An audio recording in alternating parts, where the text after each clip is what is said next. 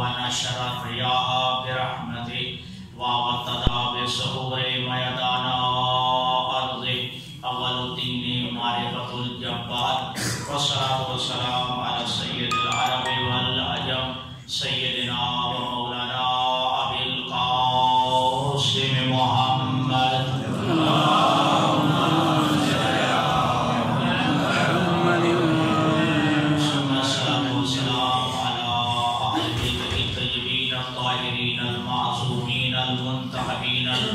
المنتجبين المتكرمين المتشرفين الذين أذهب الله عنهم الرجس وطهرهم تطهيرا اللهم صل على محمد وآل محمد الله الأعظم المنتظر إمام زماننا هذا روحي وارواح العالمين لمقدمه الفداء أجل الله تعالى فرجه الشريف واللعنة الدائمة الباقية المستمرة على أعدائهم أجمعين أما بعد فقد قال الله تبارك وتعالى في كلام مجيد وفرقان حميد بسم الله الرحمن الرحيم إنا نحن نحيي الموتى ونكتب ما قدموا وآثارهم وكل شيء أحصيناه في إمام مبين.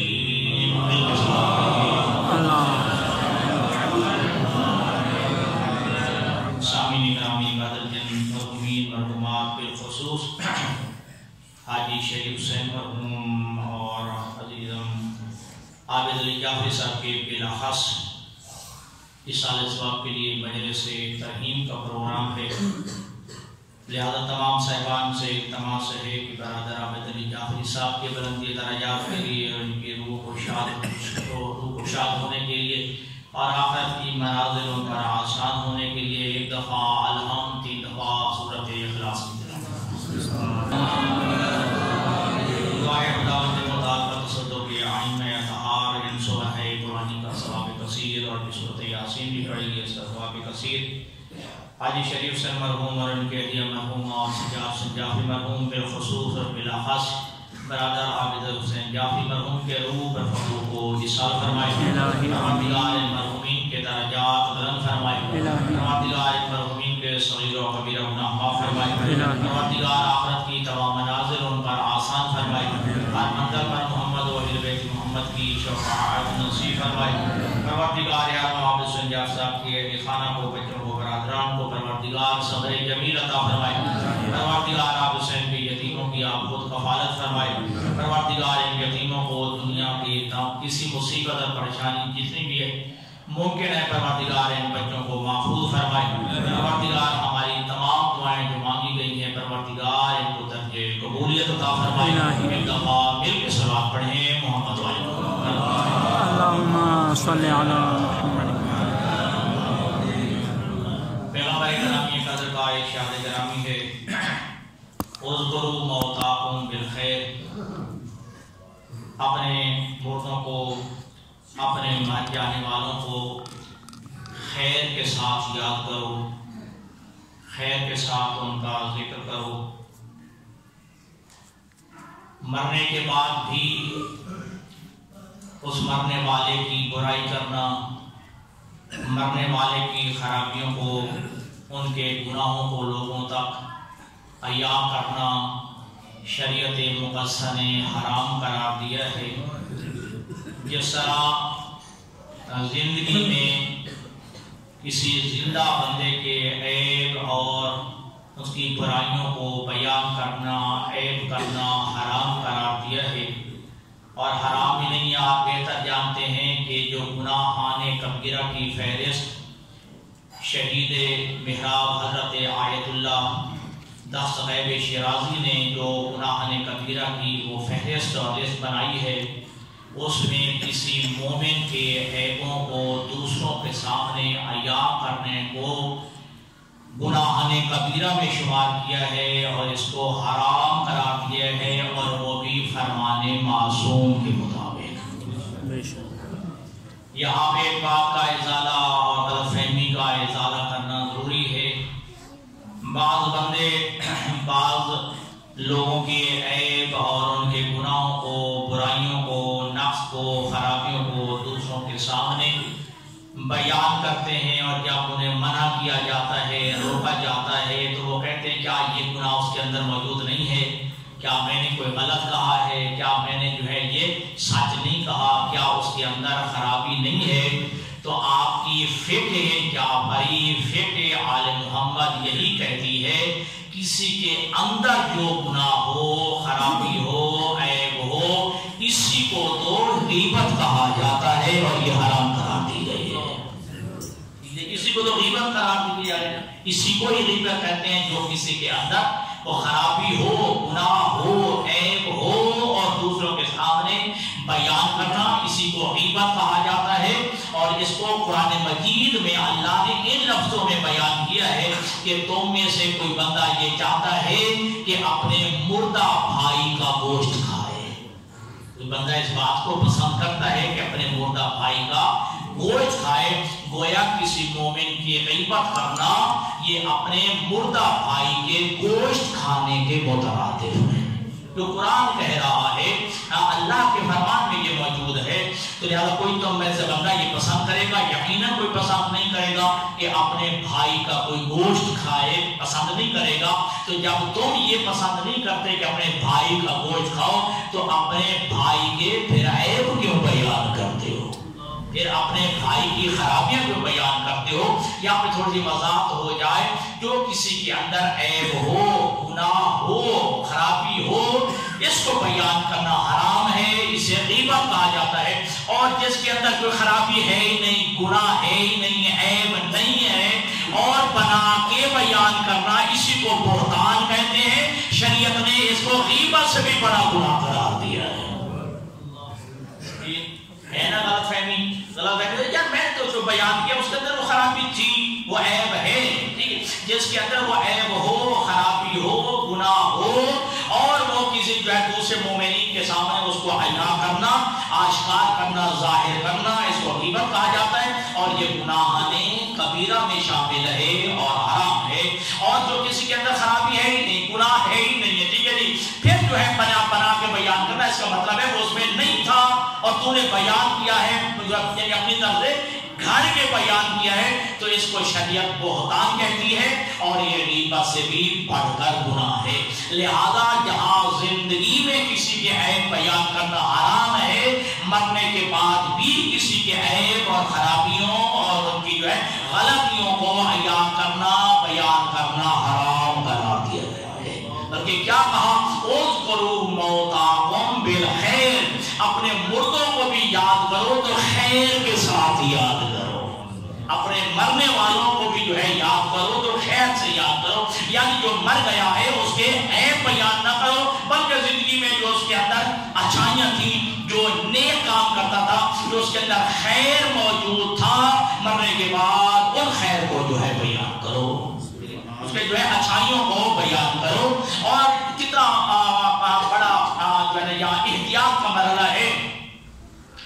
ویسے سچ بولنا واجب ہے نا، اور جھوٹ بولنا گناہ ہے، سارے مانتے ہیں سچ بولنا واجب ہے، ٹھیک ہے جی، اور گناہ جب اپنا جھوٹ بولنا گناہ ہے، لیکن اللہ نے کتنا احتیاط کا مرحلہ رکھا ہے کہ مرا ہوا سامنے پڑا ہو اور سارے مسلمان جو ہے صف کی حالت میں کھڑے ہوں، حالت نماز جنازہ ہو، اور یہ کہیں اللہم انا لا نعلم منہ الا خیرا، پروردگار جو مرا ہوا ہے ہمارے سامنے پڑا ہے، ہم اس کے متعلق کوئی نہیں جانتے سوائے خیر کے۔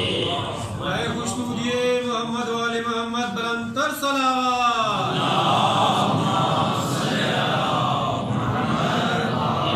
سوائے خیر کے کچھ نہیں جانتے، حالانکہ گناہ ہے جھوٹ بولنا، لیکن جو ہے شریعت کہہ رہی ہے کہ تم سے کس نے پوچھا اس کے عیب بیان کرو، بلکہ یہ گواہی دو ہم اس کے خیر سے واقف ہیں، ہم اس کی نیکیوں سے واقف ہیں۔ اور کتنا جو ہے یہاں مرحلہ عجیب ہے، اللہ کے حبیب ارشاد فرماتے ہیں کہ وہ اللہ کتنا کریم ہے، اگر 40 مومنین مل کے اجتماعی طور پر کسی کے خیر کی گواہی دے دے، اللہ کہتے ہیں مجھے ان کی گواہی پہ اعتبار ہے، میں اس کے گناہ معاف کر دیتا ہوں۔ حیدری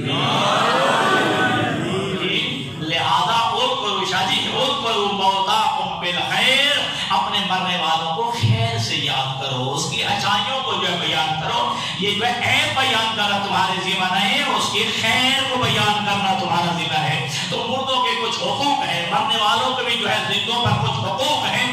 پہلا حق تو یہی ہے کہ جو ہے کیا کرو کہ اذکروا موتاکم بالخیر، اپنے مرنے والوں کو خیر سے یاد کرو۔ دوسرا فرمایا اہدوا موتاکم بالہدیہ، اپنے مرنے والوں کو ہدیہ پیش کرو، اپنے مرنے والوں کو ہدیہ پوچھا پیش کرو۔ تو پوچھا گیا یا رسول اللہ وما الہدیہ، مرنے والوں کو ہدیہ کیسے دیا جاتا ہے، کیسے جو ہے تحفہ پیش کیا جائے، سب توجہ کیجیے۔ اچھا یہاں پہ جو ہے روک کے میں دوبارہ کہتا ہوں، اللہ کے حبیب ارشاد فرماتے ہیں کہ جب بندے کو ایسی عظیم ترین محبوب ترین چیز کہ جان سے بھی زیادہ پیاری ہو اور گم ہو جائے، جی کتنا پریشان رہتا ہے، جب وہ مل جائے تو کتنا خوش ہوتا ہے۔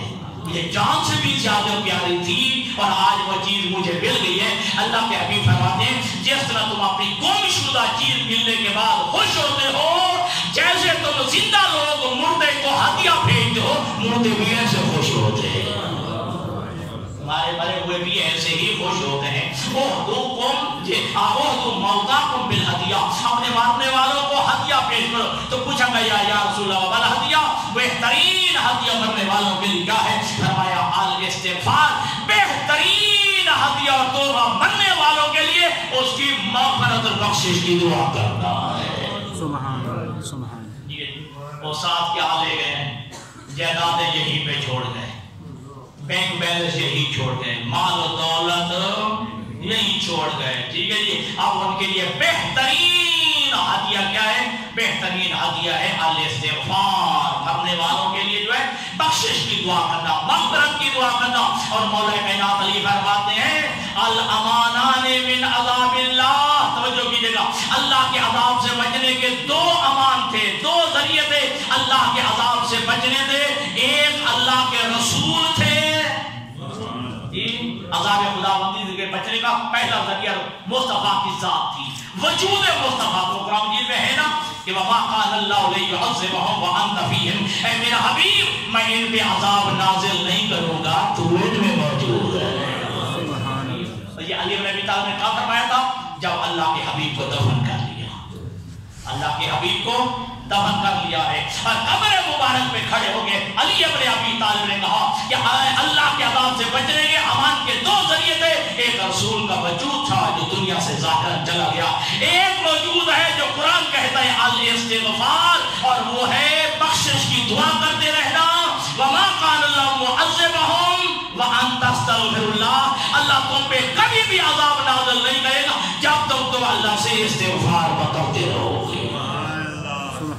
اے مغفرت مومنین بلندر صلوات، اللہم صلی علی محمد وآل محمد۔ لہذا مرنے والوں کے لیے بہترین جو ہے وہ تحفہ ایک تو ہے ذکر خیر، اچھے الفاظ کے ساتھ مرنے والوں کو یاد کیا جائے، اور دوسرا مرنے والوں کو جو ہے ہدیہ اور تحفہ بھیجا جائے، اور وہی ہے الاستغفار، بہترین جو ہے ہدیہ ہے مرنے والوں کے لیے مغفرت کی دعا کرنا، بخشش کی دعا کرنا، اور پھر یہ کہ جو تم زندہ ہو اپنے اعمال خود انجام دے سکتے ہو، جب مر گئے تو مرنے والے تمہارے محتاج ہو جاتے ہیں، مرنے والے تمہارے محتاج ہو جاتے ہیں۔ اور سورۃ مبارکہ یاسین کی جو آیت مجیدہ میں نے پڑھی ہے کہ انا نحن نحیی الموتى، ہم مردوں کو جو ہے زندہ کریں گے، توجہ، وَنَكْتُبُ مَا قَدَّمُوا وَآثَارَهُمْ، اور جو کو جو ہے یہ مرنے والے جی جو دو لفظ بنائے ہیں، جو آگے بھیجتے ہیں وہ بھی لکھتے رہتے ہیں، جو پیچھے چھوڑ کے آئے ہیں وہ بھی لکھتے رہتے ہیں۔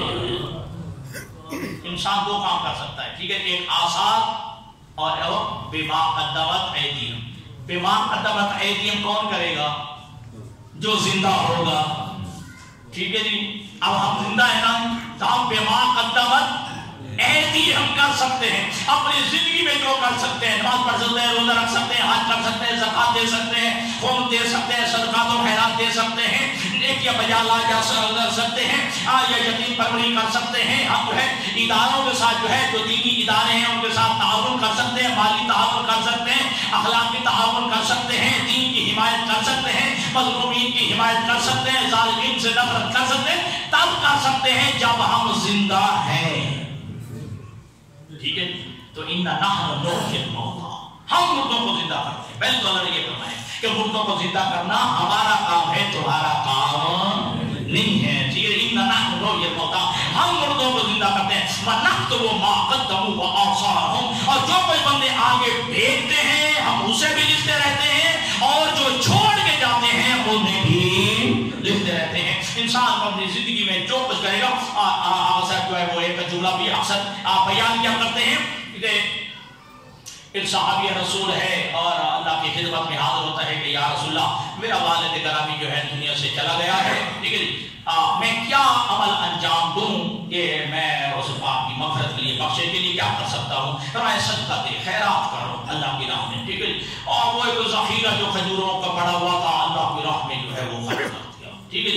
اور آگے کہتا ہے کہ یا رسول اللہ میں نے وہ جو ہے کھجوروں کا جو ذخیرہ پڑا ہوا تھا، انبار تھا، میں نے اللہ کی راہ میں بطور صدقہ جو ہے خیرات جو ہے وہ کر دیا ہے. اللہ کے بھی فرماتے جا جہاں ڈھیر پڑا ہوا تھا وہاں کا ڈھیر دوبارہ جو ہے جا کر تلاش دے، کہیں کچھ اور رہ نہ گیا ہو. وہ جو ہے بندہ پہنچا وہاں جو ہے ذخیرہ پڑا ہوا تھا، دیکھا اس میں سے کھجور کا آدھا حصہ ملا.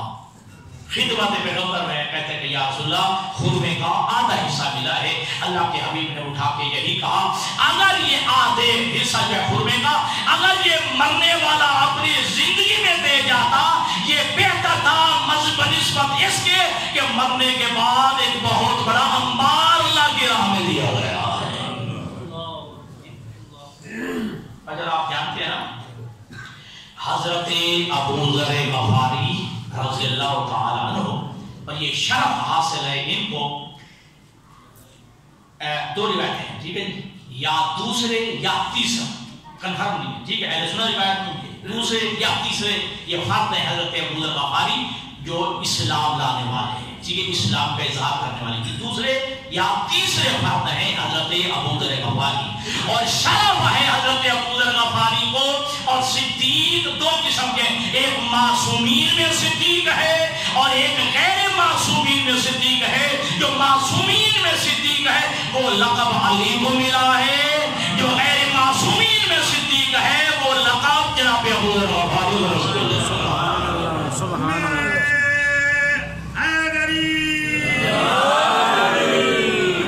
جناب ابو ذر غفاری کو غیر معصوم نے صدیق کا لقب ملا ہے. اور یہ جملہ کہا ہے اللہ کے حبیب نے مجھ محمد کی نگاہ میں، مجھ محمد کی نگاہ میں، فرماتے ہیں میں محمد نے جو ہے نہ زمین کے جی اوپر اور نہ آسمان کے نیچے کسی کو دیکھا ہے کہ جس پر جسے زمین نے اٹھایا ہوا ہو نہ ہو اور جسے آسمان نے سایہ نہ کیا ہوا ہو، جو ابو ذر سے زیادہ سچا مجھے نظر آتا.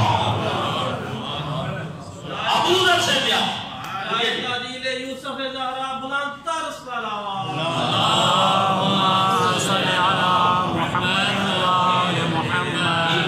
مصطفیٰ کہہ رہے ہیں جی میں نہیں دیکھا کہ زمین نے کسی کو اٹھایا ہوا اور آسمان نے کسی پہ سایہ کیا ہو جو ابو ذر سے زیادہ سچا ہو. چلو یہاں یہ روایت ہے کر دو.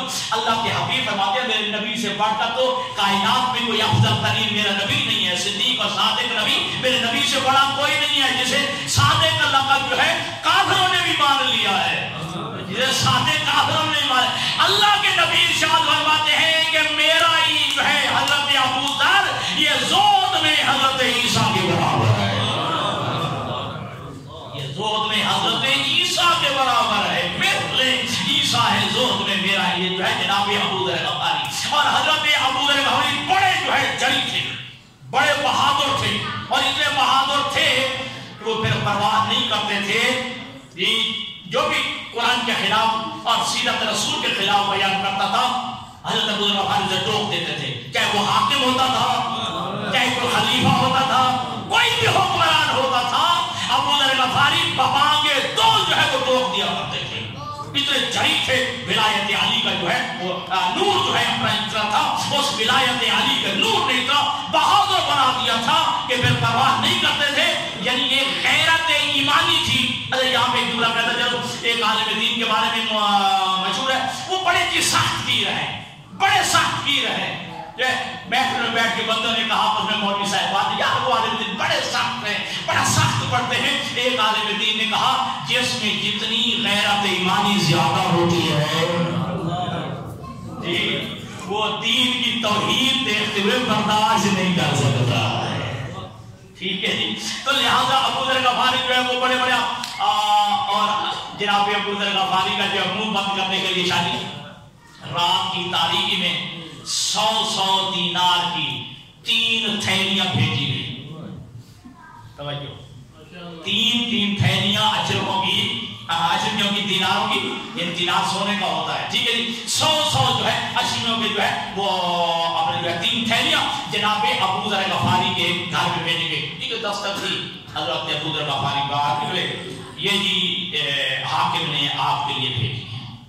تو جملہ کا الحمدللہ بیت المال الحمدللہ اتنا وسیع تر ہو گیا ہے کہ ہر ایک کے جو ہے یہ اجنبیاں جانے لگی ہیں ہر ایک کے گھر میں. کہا نہیں ہر مسلمان کے لیے نہیں آپ کے لیے بھیجی گئی ہے.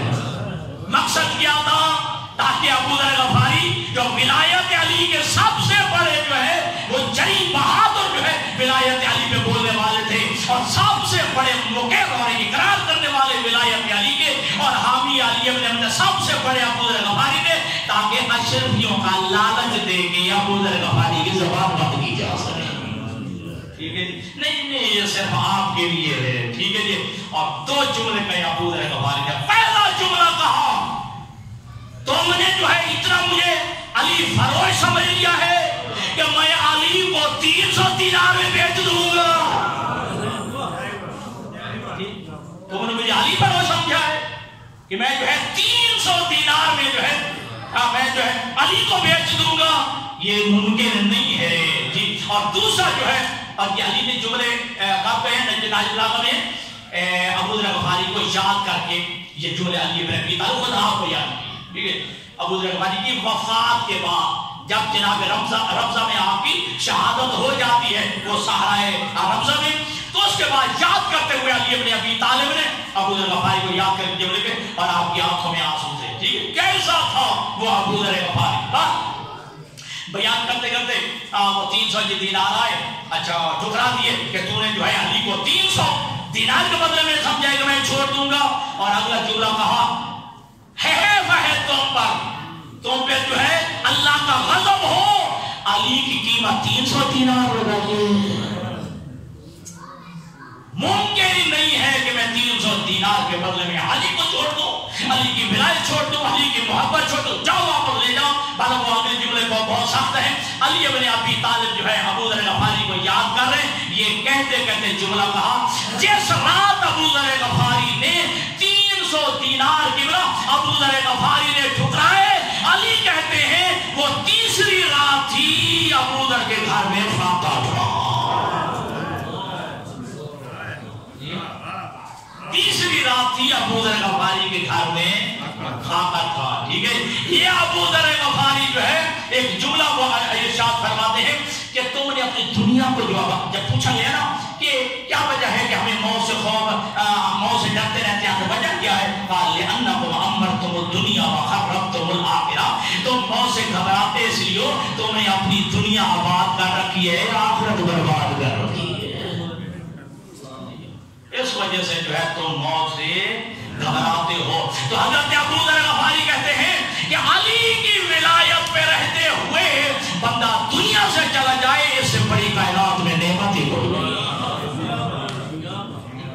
اس سے بڑھ کر جو ہے کوئی نعمت ہی نہیں ہے. اور یاد رکھیے کہ دوستان گرامی کل اللہ توفیق دے کہ بندہ یہ 2 چیزیں ساتھ لے کے جائے مرنے سے پہلے. ایک علی کی ولایت لے کے جائے اور ایک ساتھ توبہ نصوح لے کے جائے. جی خالص توبہ ساتھ لے کے جائے. توجہ. اور میں معصوم کو جملہ کئی دفعہ پڑھ چکا ہوں, ما من شیء احب الی اللہ. توجہ. پوری کائنات میں اللہ کو اس چیز سے بڑھ کر کوئی چیز محبوب نہیں, یہ اس چیز سے بڑھ کر کہ وہ نوجوان جو جوانی کی حالت میں توبہ کرتا ہے. نوجوان جو حالت جوانی میں جو ہے توبہ کرتا ہے, اس سے بڑھ کر اللہ کو کوئی شے محبوب نہیں ہے. التائب من الذنب کمن لا ذنب له. گناہوں سے توبہ کرنے والا وہ ایسے پاک ہو جاتا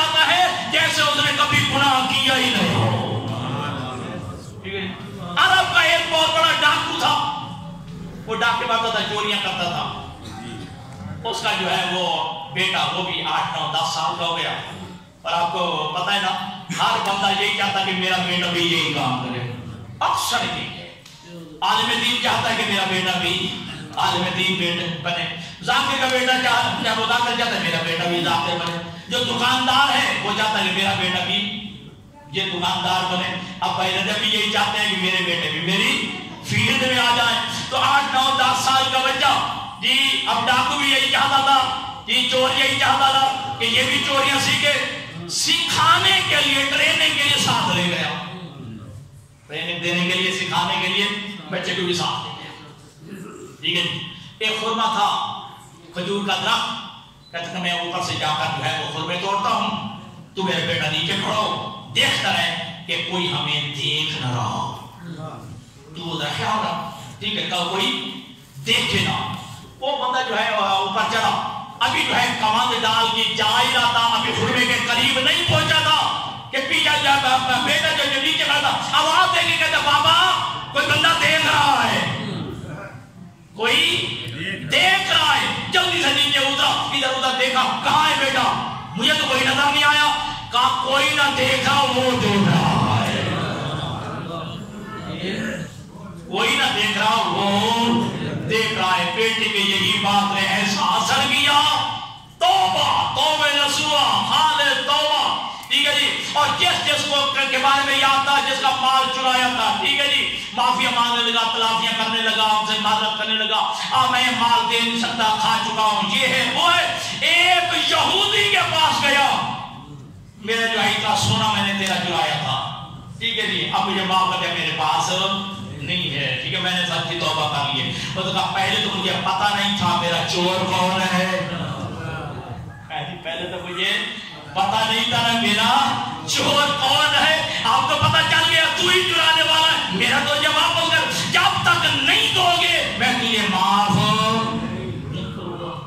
تب لے منتے ہاتھ جوڑ رہا ہے، قدموں پر پاؤں پہ ہاتھ لگا رہا ہے. میرے پاس ہے نہیں، میں جو ہے معذرت کر رہا ہوں، میں معافی مانگ رہا ہوں، مجھے معاف کر دے. وہ کہتے کہ نہیں جب تک میرا سونا نہیں دے گا میں تجھے معاف نہیں کروں گا. جب اس کی تضرعی کو اس یہودی نے دیکھا تو کہا اچھا چلو پھر ایک بات ہے ٹھیک ہے مجھے بھی بہانہ مل جائے گا کہ مجھے میرا مال مل گیا ہے اور تیری معذرت بھی قبول ہو جائے گی. میں نے اپنا سونا فلاں جگہ چھپا کے رکھا ہوا ہے. میں نے اپنا سونا فلاں جگہ چھپا کے رکھا ہوا ہے. وہ سونا اٹھا کے لیا، وہ سونا تو مجھے دے دے. ٹھیک ہے اور میں یہی کہوں گا، میرا دل یہی کہے گا کہ میرا سونا مجھے واپس ہے. میں یہ نیت کروں گا اور تیری معذرت بھی قبول ہو جائے گی. ٹھیک ہے وہ گیا جیسے اس نے نشاندہی کی تھی اس نے جو ہے وہ مٹی ہٹائی، نیچے سونا نکلا. ٹھیک ہے سونا لے کے واپس آ گیا. جب یہودی کے پاس آیا تو یہودی نے فوراً کہا جلدی کر مجھے اپنے نبی محمد کا کلمہ پڑھا. اپنے نبی محمد کا کلمہ پڑھا. کیوں؟ میں نے اپنی اس کتاب میں پڑھا ہے کہ جب محمد کا ماننے والا امتی سچی توبہ کرے گا تو مٹی بھی سونا بن جائے گی. محمد والے محمد بلندر صلوات.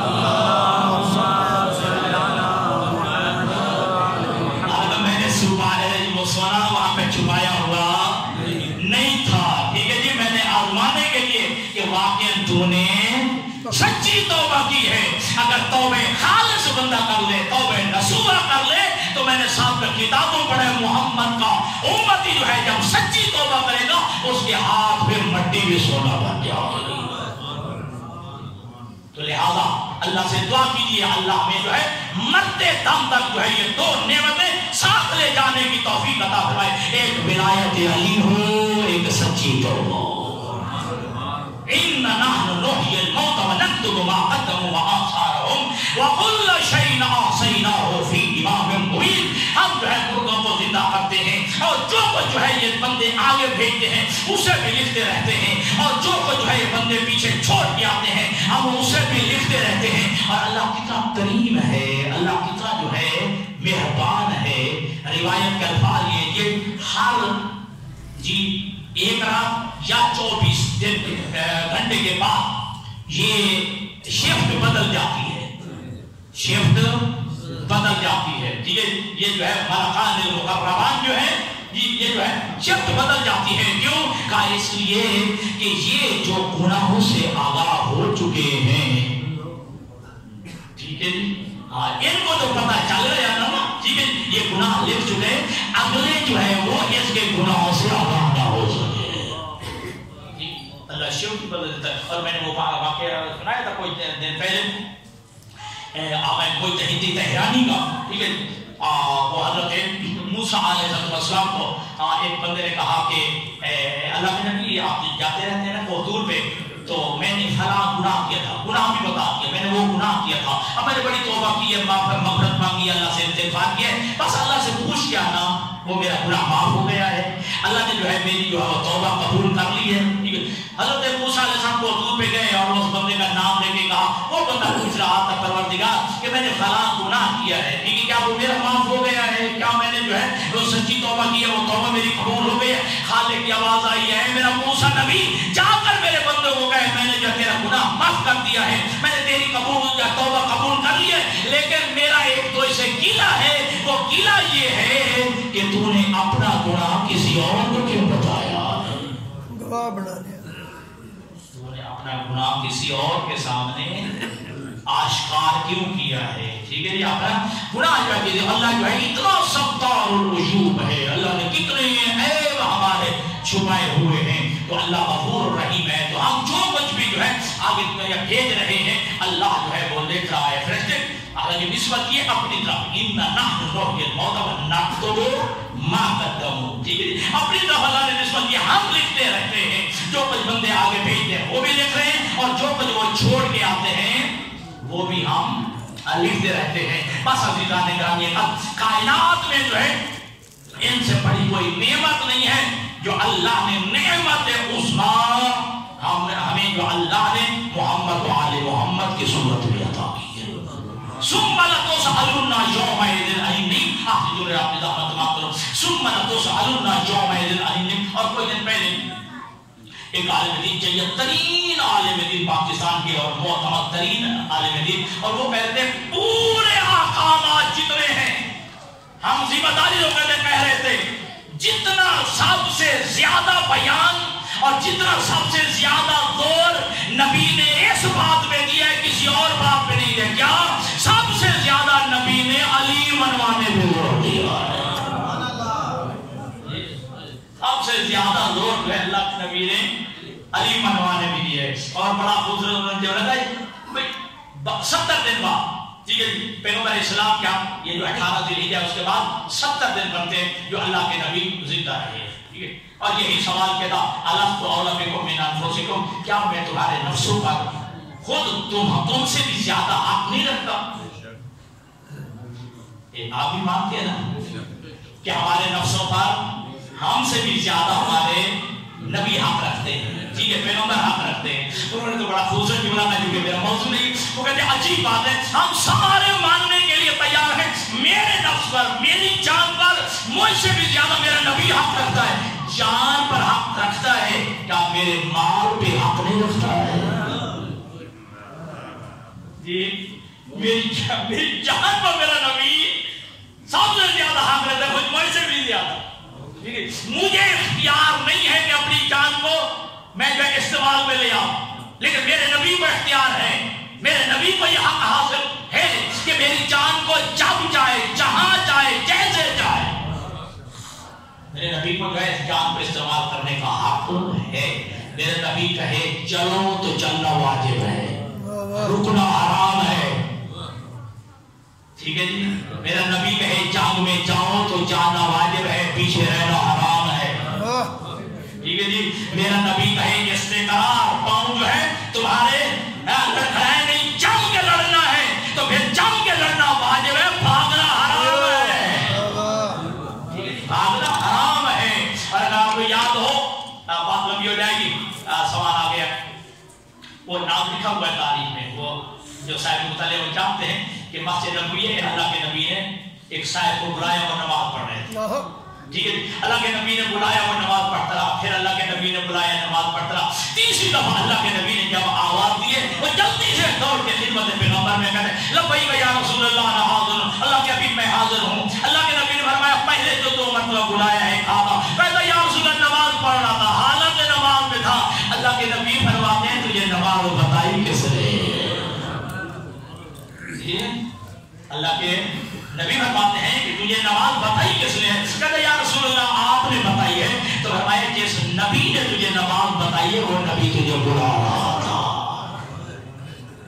یا ایھا الذین آمنوا استجیبوا للہ ورسولہ اذا دعاکم، جب جو ہے اللہ اور اللہ کا نبی تمہیں بلاؤ تو نبی کی آواز میں لبیک کہو۔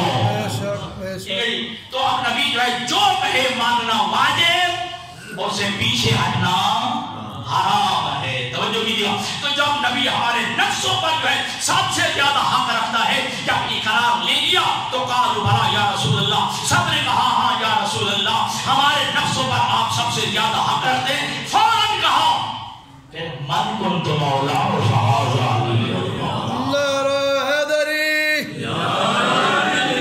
من کنت مولا فہذا علی المولا، جس کا میں مولا ہوں اس کا یہ علی مولا ہے۔ یعنی میں کافی ردیف جملے میں جملہ کہوں، اگر مجھے اولا مانتے ہو تو علی کو مولا مانو، بے شک اگر مجھے اولا مانتے ہو تو میرا جو ہے علی کو مولا مانو۔ یعنی یہ کہ جس طرح میں تمہاری جانوں پر، تمہارے خود تمہارے نفسوں پر تم سے زیادہ حق رکھتا ہوں، بے نہیں اسی طرح علی بھی تمہارے نفسوں پر خود تم سے زیادہ حق رکھتا ہے، بے شک۔ تو پھر علی کو جب مولا مان لیا، پھر ولایت کے معنی سرکاری، ولایت کے معنی حکومت، اور جب ولایت کے معنی اولا بالتصرف، ٹھیک ہے جی، جس کو سب سے زیادہ جو تصرف کا حق حاصل ہے پیغمبر کے بعد وہ علی ابن ابی طالب کی ذات ہے۔ تو لہذا سر کے بالوں سے لے کر جو ہے پاؤں کے تلے تک تیرے پورے جسم پہ پھر علی کی حاکمیت ہونی چاہیے، علی کی حکومت ہونی چاہیے۔ جو علی کہتا جائے وہ مانتا جا، جس سے علی روکتا جائے اس سے رکتا جا، یہ حقیقی ولایت کی معنی ہے۔ بس عزیزان اکرام، یہ کر ہمارے بھائی اگرچہ عالم جوانی میں دنیا سے چلے گئے، اللہ کسی باپ کو اور پھر کسی بچوں کو اپنے جوان باپ کی موت سے محفوظ رکھے، جوانی کا غم کسی کو نہ دکھائے، جوانی کا صدمہ کسی کو نہ دے۔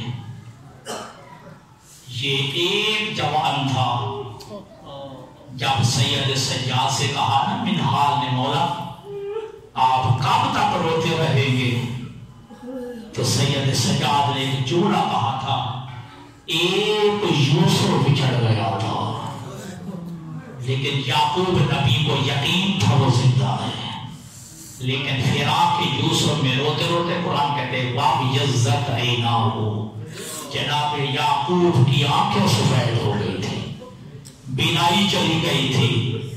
سجاد نے رو کے جملہ کہا، اے بندے خدا ایک یوسف بچھڑا اور وہ بھی زندہ تھا، یقین تھا یعقوب کو، روتے روتے آنکھیں سفید ہو گئیں، لیکن تو نے انصاف نہیں کیا، ایک لمحے میں ایک ساتھ میں میرے سامنے 18 فخر یوسف شہید ہو گئے، 18 فخر یوسف شہید ہو گئے۔ خدا کی قسم میں جملہ کہوں، اللہ تعالیٰ یہ جملہ سمجھ آ جائے، ابھی ایک یوسف کی شہادت کی خبر ختم نہیں ہوتی تھی، بھائی جان دوسرے کی خبر آ جاتی تھی، ٹھیک ہے جی۔ یہ تو معصوم خانوادہ تھا نا، جو 18 خاندان بنی ہاشم کے جوان شہید ہوئے۔ میں تو سلام کرتا ہوں اس ماں کو جس جوان کی شادی کی ایک رات گزری تھی، راہب قلبی، ٹھیک ہے، وہ خود بھی آیا، اس کی ماں بھی آئی ہے، اور ایک رات کی دلہن بھی ساتھ آئی ہے، ایک رات کی دلہن بھی ساتھ آئی ہے۔ جب راہب قلبی موقع گیا ہے میدان جنگ میں لڑنے کے لیے، خدا کی قسم یہی مقتل کے بیٹھے، میرے قبلہ صاحب بیٹھے پوچھئے گا، روایت یہی کہتے ہیں جب راہب قلبی جو پہلے نصرانی تھا، ٹھیک ہے، جو حسین کے زواج سے بھی آیا ہے، ٹھیک ہے جی، اس نے عالم خواب میں آواز جب سنا ہے کہ کوئی ہے جو بلا رہا ہے. یہ آیا ہے نا کربلا میں، تو وہاں پہ قلبی جب لڑنے کے لیے گئے ہیں، ایک ظالم نے وار کیا ہے، اور اس ظالم نے کیا کیا ہے، جناب وہاں پہ قلبی کا شاہی سار اٹھایا اور سار اٹھا کے اس خیمے کی طرف پھینکا ہے جس میں جناب وہاں پہ قلبی کی ماں کھڑی تھی. سر تن سے جدا کر کے پھینکا ہے نا اس خیمے میں جس میں جناب وہاں پہ قلبی کی ماں کھڑی تھی. اللہ کی قسم کھا کے کہہ رہا ہوں، روایت یہی کہتی ہے جناب وہاں پہ قلبی کی ماں نے جو ہے اپنے جوان بیٹے کا سر اٹھا کے باہر پھینک کے کہا میں نے حسین پہ صدقہ کر دیا، میں نے حسین پہ صدقہ کر دیا ہے. ہم جو حسین پہ صدقہ کر دیتے ہیں واپس نہیں لیا کرتے ہیں. وہاں پہ قلبی کی ماں پوری ماں نے کہا ہے، اور رب اکبر کی قسم روایت یہی کہتی ہے. یہ جب منظر دیکھا نا حسین نے، حسین خیمہ میں آئے ہیں اور ایک جملہ کہا ہے کہ تمہاری مصیبت کے لیے بس وہاں پہ قلبی کی شہادت کافی ہے. اگر تم جو ہے اپنی قوم کو لے کے جانا چاہتی ہو تو چلی جا، میں امام معصوم تجھے اجازت دیتا ہوں. خدا کی قسم قدموں پہ گر کے کہتی ہے اے آقا مولا، کیا آپ کو میری غلامی قبول نہیں ہے؟ اگر میں چلی گئی کل قیامت کے دن زہرا کو کیا جواب دوں گی؟ آپ کی ماں زہرا کے سامنے کس منہ سے جو ہے کہی. اور یہی جملے تھے اگر آپ کو یاد ہو، شب عاشور کو جناب حبیب ابن مظاہر کا بھائی تھا علی ابن مظاہر، جب حسین نے کہا تھا میں اپنی بیعت اٹھاتا ہوں، تم اپنے جو ہے جانا چاہتے ہو میں اپنی بیعت اٹھاتا ہوں. علی بن مظاہر جو حبیب ابن مظاہر کا بھائی ہے، اپنے خیمے میں آیا ہے، اپنی جو ہے زوجہ سے کہتا ہے تیاری کر، میں جو چھوڑتا ہوں اپنے خیمے. اب جو ہے خاندان نے کہا کس لیے؟ کہا اس لیے مولا نے کہا ہے کل ہم سارے شہید ہو جائیں گے. ہمارے خیموں کا جو منظر ہے میں بیان نہیں کر سکتا. ہماری شہادت کے بعد اور ہماری جو ہے حرم جو ہے ہماری جو مسورات ان کو قیدی بنایا جائے گا. لہذا میں تمہیں جب خاندان میں چھوڑنے قبیلے میں چھوڑتا ہوں ایک جملہ کا ما انصفتنی یا ابن مظاہر، ابن مظاہر تم نے انصاف نہیں کیا، میں تو چلی جاؤں انتصو یا بنات رسول اللہ، رسول کی بیٹیاں قیدی بن جائے، رسول کی بیٹی حسین بن جائے. تو نے انصاف نہیں کیا ہے. تو کل رسول کے جو ہے اپنا منہ دکھائے. کل زہرا کو میں کیا منہ دکھاؤں گی؟ کل میں زہرا کو کیا منہ دکھاؤں گی؟ اصل میں میں کہوں گا اے بھائی عابد اگر تو جوان تھا، جوانی کی بہت جو ہے بڑی مصیبت ہوتی ہے. آپ بیوہ کے لیے جو ہے زوجہ کے لیے بچوں کے لیے بیٹیوں کے لیے بیٹوں کے لیے بہت بڑا صدمہ ہوتا ہے. لیکن اے بھائی عابد میں کہوں گا پھر بھی تو خوش قسمت ہے جب تو بیمار ہوا ہے نا جی، جب پتہ چل گیا تیری بیماری کا حتی الوسع کوشش کی گئی کہ تجھے جو ہے ڈاکٹر کے پاس لے جایا گیا ہے، تیری بیماری کا علاج کرایا گیا. ہاں دیکھ جب 11 محرم کو علی کی بیٹی حسین کی لاش پہ آئی ہے نا، جب کٹا ہوا جو ہے سر دیکھا ہے، جب دیکھتے جملہ کہا ہے انت حسین، میرا بھائی حسین تو ہے. خدا کی قسم ایسا نہیں ہے کہ زینب نے پہچانا نہیں ہے، لیکن جسم کی حالت ایسی تھی جی، لاش کی حالت ایسی تھی. زینب حیران ہو کے کہتی ہے انت حسین، کیا میرا بھائی حسین تو ہے؟ ماں زہرا کا جایا تو ہے، مہر نبوت کا سوار تو ہے. اس منظر دیکھ کے اب علی کی بیٹی نے جو جملہ کہا ہے اے بھیا حسین کاش تو بیمار ہوتا میں تیرا علاج کراتی، آج تو بیمار ہوتا مریض ہوتا میں تیرا علاج کرتی.